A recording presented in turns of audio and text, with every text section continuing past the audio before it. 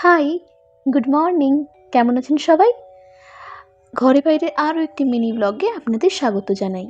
আজকের দিনটি ছিল একটি বিশেষ দিন, আমার ডিউটির প্রথম দিন। তাই আমি সকাল সকাল মর্নিং ওয়াক করে এসে গাছে জল দিয়ে দিচ্ছিলাম। তারপরেই রান্না বান্না করে বেরিয়ে পড়লাম ডিউটি যাওয়ার উদ্দেশ্যে। ডিউটির দূরত্বটা অনেকটা বেশি হয়, শুরুতে আমি সাইকেল নিয়ে যাব, তারপরে টোটো ধরবো। পৌঁছে গেছি এখন। মোটামুটি 40 মিনিটের মধ্যে আমি পৌঁছে গেছি হসপিটাল।